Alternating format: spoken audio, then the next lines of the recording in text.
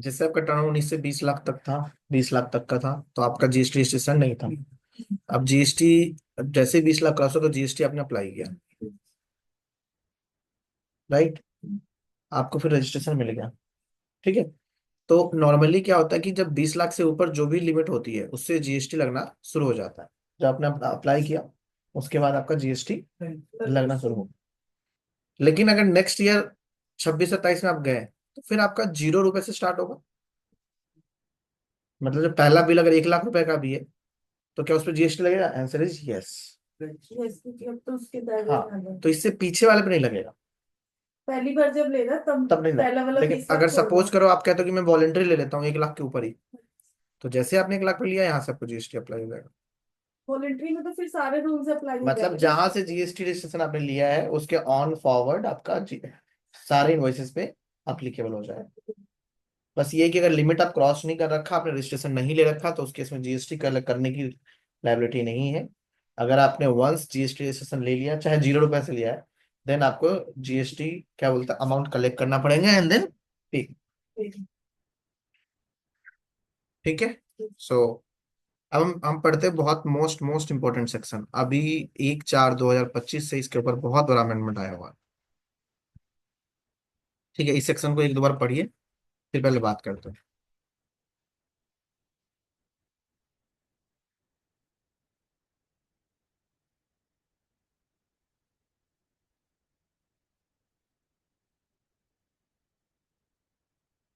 तो मैं इसके थोड़े से एफएक्यू पढ़ ले।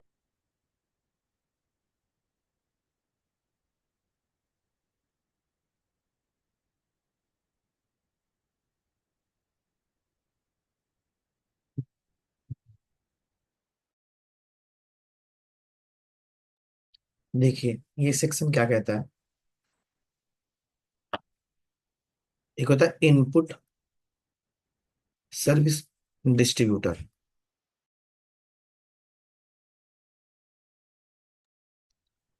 इनपुट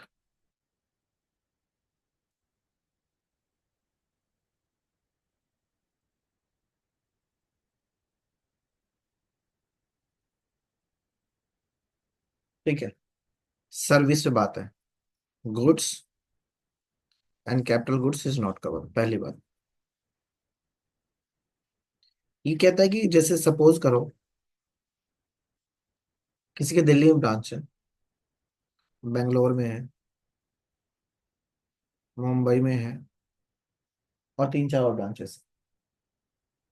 अब इन्होंने एडवर्टाइजमेंट सर्विसेज कराई।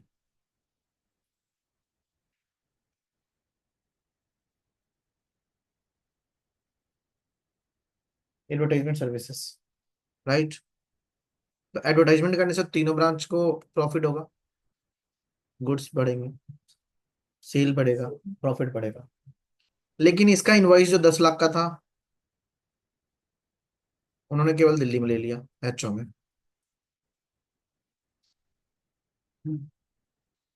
ऑडिट फीस है।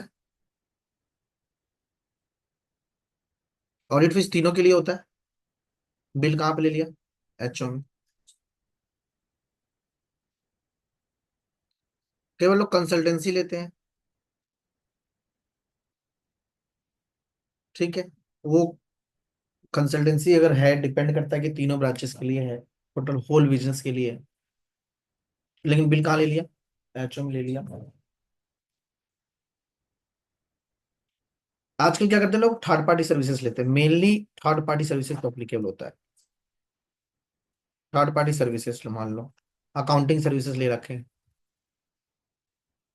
कि आजकल ये चलन हो गया है कि एम्प्लॉय के रखने से एक बंदा रख लो ऑफिस में जो मैनेज करे और अकाउंटिंग आउटसोर्स कर दो। रीजन बीइंग ये है कि एक जो बंदा अकाउंटेंट होता है उसकी नॉलेज लिमिटेड होती है।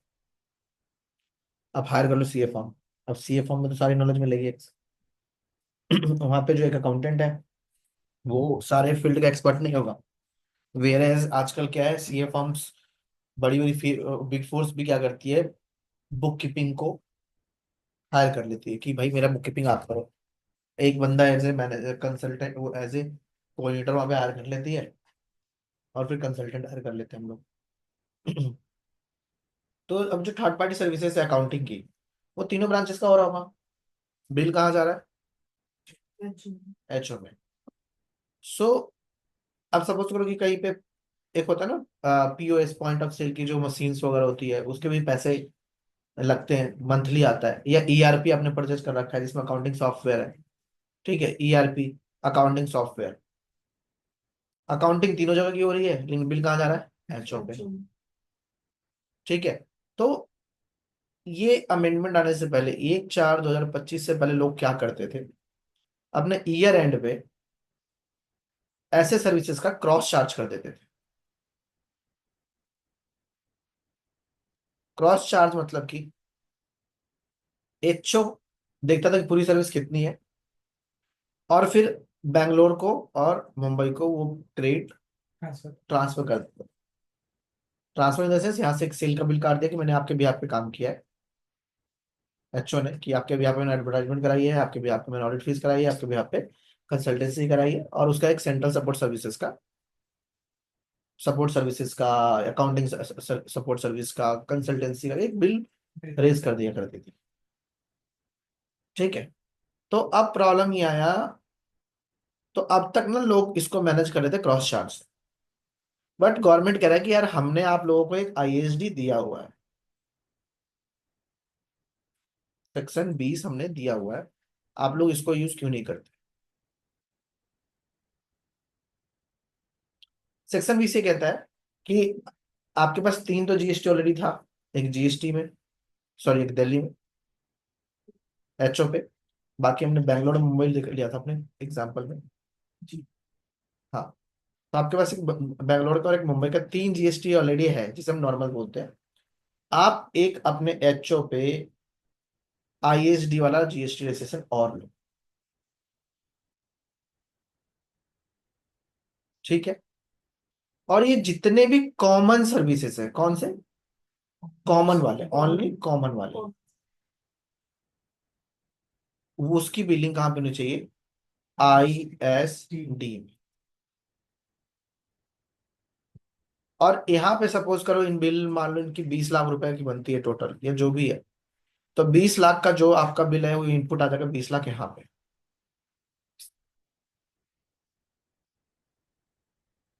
20 लाख का 3,60,000 रुपए। देन आप इसको अकॉर्डिंग टू द आपका जो टर्न ओवर है, टर्न ओवर के बेस पे आप उसको डिस्ट्रीब्यूट करोगे, इसको, इसको एंड इसको। दिल्ली को भी सर, दिल्ली को दिल्ली भी रखेगा अपने पास? बिल्कुल रखेगा। मान लो दिल्ली सेल ब्रांच है, अच्छा अच्छा।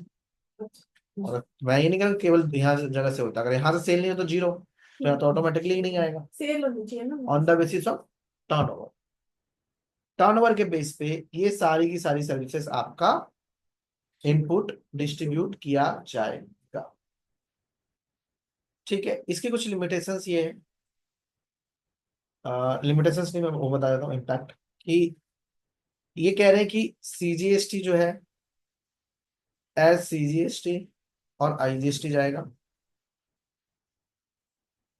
IGST of course, IGST CGST and SGST तीनों के फॉर्म में जाता है, वही जो मैंने पढ़ा रखा है जिसके, and SGST will go to SGST. GST. ठीक है, इसी तरीके से जाएगा। क्लियर है यहाँ तक? ठीक है। सो सीजीएसटी आईजीएसटी की तरह जाएगा। नंबर 1, आईएसडी जब अपना आईटी से आगे फॉरवर्ड करेगा तो उसका टैक्स इनवॉइस बनाएगा। सिमिलरली सारे कंटेंट सेम रहेंगे जो मैंने पढ़ाया था आप लोगों को। ठीक है। नंबर 2, आईएसडी जो होगा, अगर इसके पास 3,60,000 का आईटीसी था तो 3,60,000 ही देगा, उससे एक्स्ट्रा नहीं देगा। ये नहीं कि भाई मेरे पास 3,60,000 का है, चलो भर देता हूँ ज्यादा। ठीक है। लास्ट एक अमेंडमेंट आया था कि अगर कोई आरसीएम का बिल है जो आप आईएसडी पे ले रहे हो, सपोज करो यहाँ पे आपका लीगल सर्विसेज है, लॉयर का,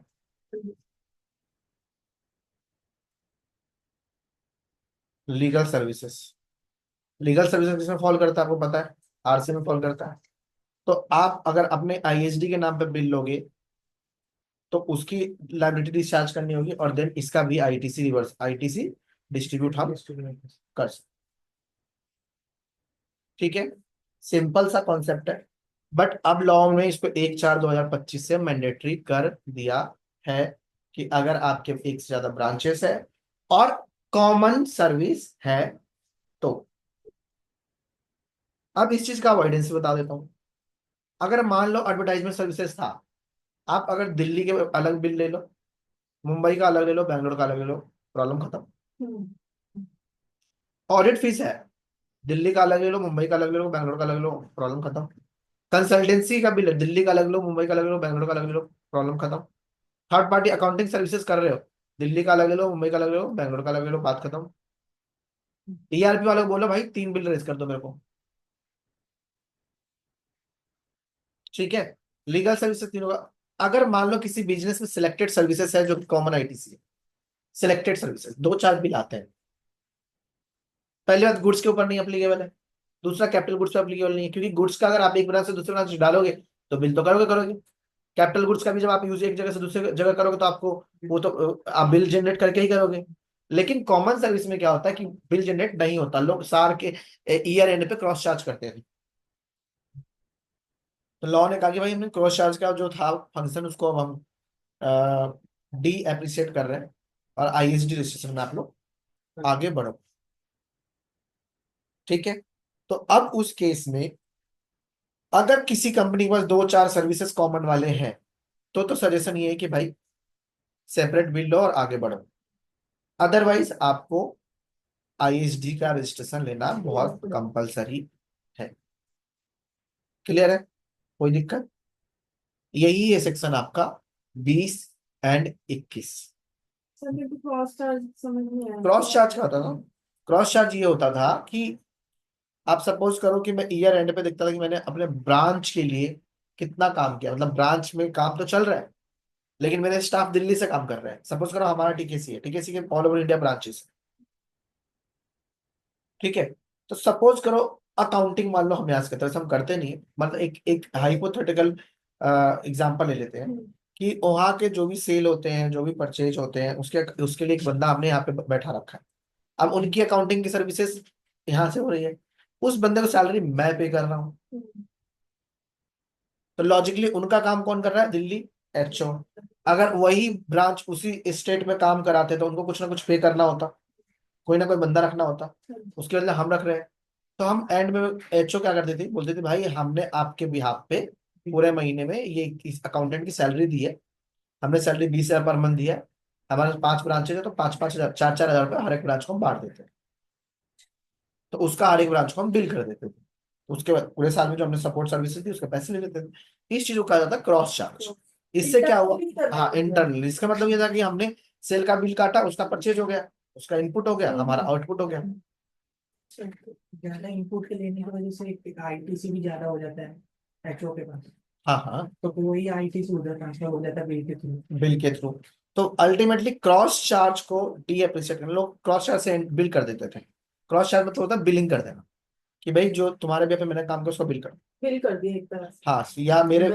मेरे भी यहाँ पे तुम्हारे एम्प्लॉय ने काम किया तो मेरे को बिल कर दो। सपोज कई बार क्या होता था कि हम लोग जैसे दिल्ली कोई ब्रांच ऑडिट मिला वहां पे, एक्स लोकेशन पे कोई हमें ब्रांच ऑडिट मिला, किसी चीज का ऑडिट मिला। अब वहां पे मान लो उनके पास 2 लोग हैं, 4 लोग हैं, वो ऑडिट नहीं कंडक्ट कर सकते, तो हम यहाँ से दिल्ली से बंदे भेजते हैं उनको ऑडिट करने के लिए। तो हम अब वो जिससे ऑडिट करे उसका बिल तो चेन्नई ब्रांच ले लिया सपोज करो, ऑडिट फीस रेज करके। हमें एचओ क्या मिला, तो एचओ यहाँ से जो बंदा भेजता था उसका बिल करता कि हमने आपको सपोर्ट सर्विसेज दी है 10 दिन के लिए, एक बंदा दिया तो 10 दिन मल्टीप्लाई हुआ x amount, 1 lakh multiply GST, आप हमें पैसे दो। इसको हम बोलते हैं क्रॉस चार्ज। ठीक है, अब कह रहे हैं कि जितने भी इनपुट सर्विसेज हैं आपको उनका क्या करना पड़ेगा, आईएसडी का रजिस्ट्रेशन लो और आईएसडी के अकॉर्डिंग आप डिस्ट्रीब्यूट करो। मेन प्रॉब्लम आता है कि टर्नओवर, टर्नओवर क्या लिया जाए। तो टर्नओवर के लिए एक बार और पढ़, वो उसी के लिए। हाँ मतलब सेक्शन में दिया हुआ है आईएसडी का, देखो। Procedure for distribution of input tax credit by input service distributor. जहां पे लिखा होता है ना एज वे प्रिस्क्राइब, देखो आपके सेक्शन में लिखा होगा, देखो। तो एज वे प्रिस्क्राइब का मतलब होता है रूल में जहाँ पे हमने बताया हुआ है। तो एन इनपुट सर्विस, यहाँ देख लो आप लोग, बुक में नहीं है आपके। An input service distributor self distribute input tax credit in the manner and the subject to the following condition, namely the input tax credit available for distribution in month shall be distributed in the same month and the detail thereof shall be furnished in GSTR 6 in accordance with the provisions of chapter 7 of this rule। मतलब GSTR 1 के साथ साथ एक GSTR 6 भी file किया जाएगा अगर आपने ISD रजिस्ट्रेशन लिया हुआ है तो। The amount of credit distributed shall not exceed the amount credit available for distribution। मतलब मैंने बोला था कि 3,60,000 उसके पास इनपुट है तो उतना ही डिस्ट्रीब्यूट करेगा, उससे ज्यादा नहीं करेगा। The credit of tax paid on input services attributable to the recipient of credit shall be distributed only to the debt recipient। वो कह रहा है कि भाई जिसका इनपुट जिससे रिलेटेड आप उसी को डिस्ट्रीब्यूट करोगे। सपोज करो आपने एडवर्टाइजमेंट सर्विस कराया है, तो एडवर्टाइजमेंट तो पूरे ब्रांच को मिलेगा, लेकिन कहता है कि आपने एडवर्टाइजमेंट कराया है प्रोडक्ट पी का। अब प्रोडक्ट पी केवल दो ब्रांच बेचते हैं, दिल्ली एंड बैंगलोर, और मुंबई प्रोडक्ट पी नहीं बेचता। तो एडवर्टाइजमेंट सर्विसेज आपने प्रोडक्ट पी का कराया है, तो उससे रिलेटेड जो इनपुट सर्विसेज था वो दिल्ली एंड बैंगलोर के बीच में बटेगा, मुंबई को आप बीच में लेकर नहीं आओगे। क्लियर है? नेक्स्ट आता है the credit of tax paid on input service distribute attributable to the more than one recipient of credit shall be distributed among such recipient to whom the input service is attributable, and the such distribution shall be pro rata on the basis of turnover, on the basis of turnover in a state or turnover in the union territory of the such recipient during the relevant period, to the aggregate of turnover of the such recipient to whom such input service is distributable and which are operational in the current year during the said relevant period। अब इन्होंने ना जो turnover की definition थोड़ी सी बताई है वो नीचे पढ़ देते हैं, अलग से बताया उन्होंने कि टर्नओवर का मतलब क्या होता है, मतलब कौन से साल का लेना है।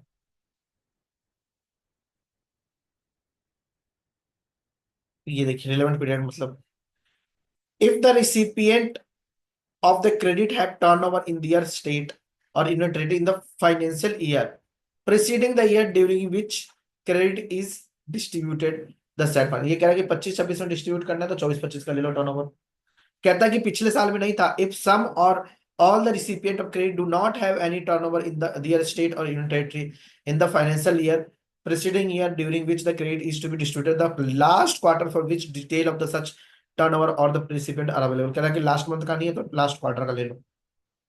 मतलब यहाँ पे जो टर्नओवर का जो प्रॉब्लम था कि कौन सा टर्नओवर लेना है, तो टर्नओवर कौन सा लेना है, लास्ट ईयर का लेना है। The turnover in relation to any registered person engaged in the supply of taxable goods as well as goods or not taxable under this act means the value of turnover reduced by the amount of duty structure। मतलब जो आपका CGST SGST उसमें add नहीं करना है।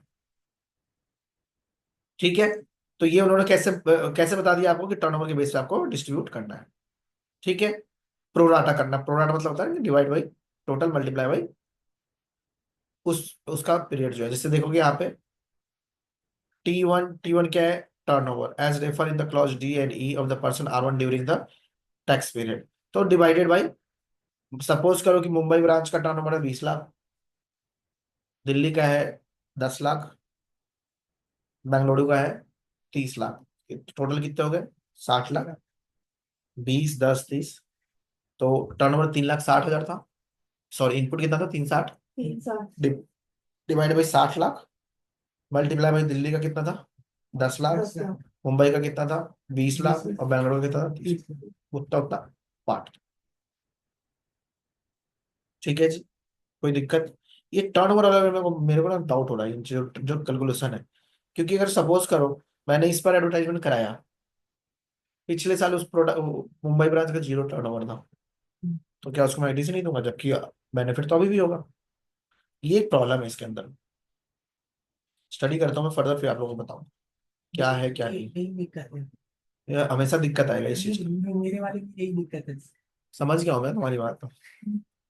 Distribute कैसे करोगे? But तुम्हारे वाले केस में क्या है कि तुम्हारे दो तीन सर्विसेज होते हैं कॉमन। हाँ, कॉमन तो ज्यादा होता नहीं है। नहीं नहीं होता ना। ज्यादा कंपलसरी है। कंपलसरी है इस केस में, अगर कंपलसरी कॉमन है तो। कॉमन है। कॉमन सर्विसेज है तो कंपलसरी है, जैसे ऑडिट फीस है तुम्हारा। हाँ कॉमन है। ऑडिट फीस कॉमन ही तो हुआ। कॉमन है भाई, मैं कह और रहा जो हमारी कंसल्टेंसी फीस जाती है, अच्छा वो तो हमारे R1, specially R1 pro Delhi के लिए होता है, हूँ। तो वो नहीं है। लेकिन जो तुम ऑडिट कराते हो दैट इज कॉमन, तो अगली बार उसको अवॉइड करने के लिए क्या कर सकते हो तुम, जो जी अलग ऑडिट अलग, फीस है वो वहाँ का अलग ले लो और यहाँ का अलग ले लो। मगर वो तो लोग के हिसाब से तो कंपलसरी हो गया ना क्या? कि आपका सेम सर्विस। कॉमन सर्विस है तो ना। कॉमन का है, कॉमन एक ही तो है तुम्हारा, ऑडिट फीस उसको अलग कर दो। अगर कॉमन सर्विस HO बोलोगे देन कंपलसरी। नहीं, ISD लेने के लिए हमारा सर्विस कॉमन होना जरूरी नहीं है। जैसे मैं तुम दे रहा बिल हूँ। करते हो आगे, तुम सेल करते हो आगे ना हाँ अपनी पार्टी को, तो हाँ, उनके लिए कॉमन है। तुम्हारे पास कॉमन इनपुट क्या आ रहा है? कॉमन इनपुट का देखना, हाँ, आउटपुट नहीं देख रहे। रजिस्ट्रेशन लेने के लिए। हाँ, या तो कॉमन को अवॉइड कर लो, अगर एक दो सर्विसेज है तो बिलिंग अलग करा लो। तो वही सही है। हम्म। ठीक है। तो अब यहाँ पे कह रहे, the input service distributor shall in accordance with the provisions of D&E separately distribute the amount of ineligible, कह रहा है इनएलिजिबल तो दोगे भी नहीं, इनएलिजिबल को आगे नहीं करना। ठीक है, मतलब गाड़ी का इनपुट ले रहे हो ISD में, हम्म, 17/5 का ब्लॉक क्रेडिट करा, ISD के नाम बिलिंग करा रहे हो, उसको बांट रहे हो आगे, चलो जी, तो 17/5 का नहीं मिलेगा। ठीक है। The input tax credit on account of central tax, state tax, union territory tax and IGST shall be distributed separately in the accordance with the provisions of D&D, उसके अकॉर्डिंग कैलकुलेशन करोगे। मतलब डी एन ये बता दें, pro rata के basis पर करना है आपको, डी और ये यही कहता है देखो। The credit of tax paid in ISD to all recipient of service credit shall be distributed amongst such recipient, and such distribution shall be pro rata on the basis of turnover in the state, turnover in the union territory of the such recipient during the relevant period. The aggregate of the turnover of the all recipient and which are operational in the current year during the set allotted period, DE के according करोगे, turnover के basis पे किया जाएगा। ठीक है जी। The input tax credit on account of integrated tax shall be distributed as a integrated tax to every recipient. The input tax credit on account of central tax, state tax, or united tax shall be in respect of recipient located in the same state. Indian territory मतलब जो आई अभी जो मैंने बताया, CGST है, CGST जाएगा या IGST जाएगा। IGST तीनों ग्रुप में जा सकता है, SGST। जैसे जैसे- अब बोलोगे कैसे सर, जैसे तुम्हारा ये नहीं है ISD दिल्ली को देगा रजिस्ट्रेशन दिल्ली, तो CGST SGST तो चार्ज होगा। ठीक है। तो ये पूछ रहे हो कि हमने है ना IGST से क्लेम कर लिया, मतलब हमारे पास बिल ले लिया हमने सर्विस, मगर ये चीज कौन बांटेगा कि ये इतने टर्नओवर पे वो वहां जाना चाहिए, इतने टर्नओवर पे वहां या जाना तुम खुद बांटोगे रिटर्न में ना, चाहिए, रिटर्न बिल में। रेस करोगे ना अपने अकॉर्डिंग, कैलकुलेशन तुम खुद ही करोगे, मतलब फिर इनवाइसिंग तो तुम्हें खुद ही करनी पड़ेगी। फिर नहीं, वो हमने ले लिया फिर उसके बाद बांटना है, पोर्टल पे पड़ेगा। देखो, पोर्टल पे इनपुट आ जाएगा, इकट्ठा हो जाएगा, जैसे अभी हाँ, आ रहा है तुम्हारा 2B में, वैसे पोर्टल पे 2B में आएगा, हाँ, इकट्ठा इकट्ठा हो जाएगा। जी, अब तुम पता है कि 10 लाख का बिल आया है, 3,60,000 का इनपुट मेरे पास पड़ा हुआ है। अब 3,60,000 तुम देखो ब्रांच A से रिलेटेड कितना है, ब्रांच B से कितना है, ब्रांच C से कितना है, उसको तुम इनवॉइस रेज करोगे। मैं ब्रांच को हाँ, अपनी GSTR 6 जब फाइल करोगे, जैसे GSTR 1 फाइल करते हो, वैसे GSTR 6 में दिखाओगे, ठीक है, तो उससे इनपुट वहां चला जाएगा। अच्छा, और GSTR 3 भी ऑटोमेटिक पे हो जाएगा, मतलब इसका भी शायद 3 भी जाता होगा, देखेंगे भी प्रैक्टिकल में क्या होना है। ठीक है। तो अगर मान लो 3,60,000 है तो 3,60,000 तुमने दे दिया तो तुम्हारा बैलेंस नील हो जाएगा, समझ गया। मतलब एक्स्ट्रा नहीं दे सकते तुम। मतलब बिल बनानी पड़ेगा ब्रांच के लिए। बिल्कुल, और कल को अगर मान लो पार्टी ने क्रेडिट नोट दिया आपको, देन आप तो आगे पार्टी सबको से क्रेडिट नोट लोगे। उसको हिसाब करना। जी, बिल्कुल ऐसा ही होगा और ये सर। जीएसटी सिक्स से 1 मंथ का हो जाएगा सर, यस। अगर ISD रजिस्ट्रेशन ले लिया तो। ठीक है। सो अब पढ़ लेते हैं हम सेक्शन। ठीक है, आ जाइए आप लोग section.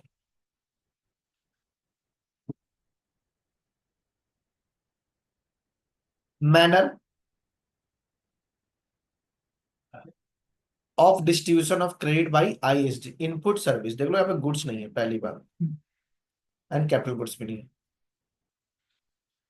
Any office of the supplier of goods or services or both which receive tax invoices towards the receipt of input services including invoice in respect of service liable to RCM. पता नहीं, RCM की बात करता है। For on behalf of distinct person. Distinct person कौन होता है? आपका ब्रांचेस, बताया था, याद है, रिलेटिव। ठीक है, तो आपकी ब्रांचेस क्या होगी? Distinct person. Refer to section 25 shall be required to be registered as ISD under clause 8 of 24 and shall distribute the input tax credit in the respect of such invoices।